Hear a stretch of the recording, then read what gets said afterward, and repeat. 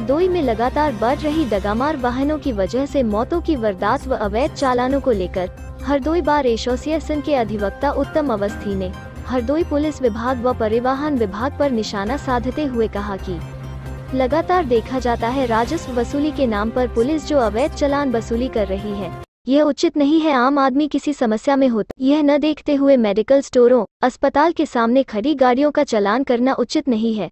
साथ ही जिन डगामार वाहनों का चालान करना चाहिए, उनका चालान न करते हुए लापरवाही बरते हुए आए दिन मासूम व आम जनता की मौत का कारण बनते डगामार वाहनों को लेकर हरदोई परिवहन विभाग बिल्कुल आंखें बंद किए हुए बैठे हैं। वहीं पुलिस विभाग द्वारा भी लगातार ऐसे वाहनों पर किसी भी प्रकार की रोक नहीं लगाई जाती है, जो कि काफी चिंतनीय विषय है। आइए देखते हैं पूरे मामले पर अधिवक्ता उत्तम अवस्थी का क्या कहना है।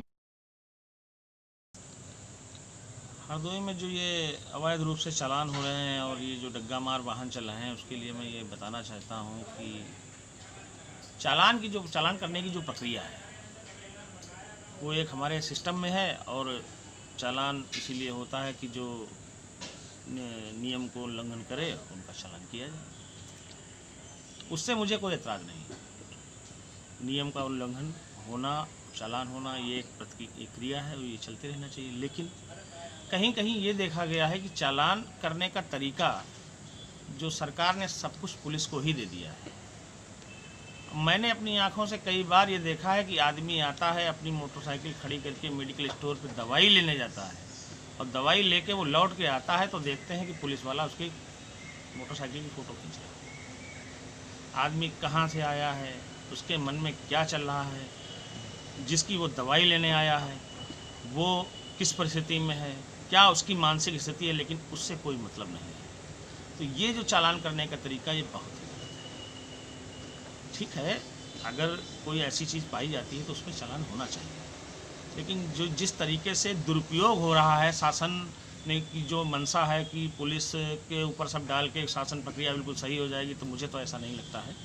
कहीं ना कहीं इस पर ये सरकार का सोचने का विषय है। और रही डग्गा मार वाहनों की बात, तो डग्गा मार वाहन तो ये जिम्मेदारी परिवहन विभाग की है। कहने को तो हम कहते हैं कि ऑनर की जिम्मेदारी है कि डग्गा मार वाहन बने ही क्यों, लेकिन ऑनर की जिम्मेदारी है अगर वो नहीं करता है, इसीलिए कानून बनाया गया है। और कानून का पालन कराने के लिए सरकार ने परिवहन विभाग बनाया है, ये उसकी जिम्मेदारी है।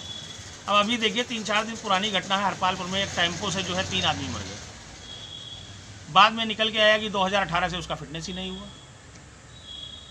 आप बड़े बड़े चालान करते हो, 1-1 लाख रुपए के परिवहन विभाग के लोग, ARTO लोग चालान करते हैं, आप क्रेडिट लेते हो, सरकार आपकी पीठ थपथपाती है।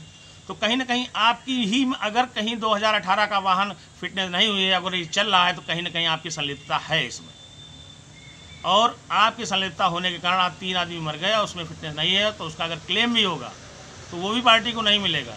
घर वाले दर बदर की ठोकरें खाएंगे। अगर ये चाहते, परिवहन विभाग चाहता, तो ये घटना तो दैवीय आपदा है, वो तो कभी भी हो सकती थी, लेकिन जो डग्गा मार वाहन है उसको रोका जा सकता था। तो कहीं ना कहीं ये परिवहन विभाग की बहुत बड़ी लापरवाही है। और इसके लिए मैं माननीय केंद्रीय मंत्री नितिन गडकरी जी से कहना चाहता हूँ, इसकी मॉनिटरिंग बहुत अच्छी तरीके से की जाए कि जिस तरीके से चल रहा है ये रवैया ठीक बिल्कुल नहीं है।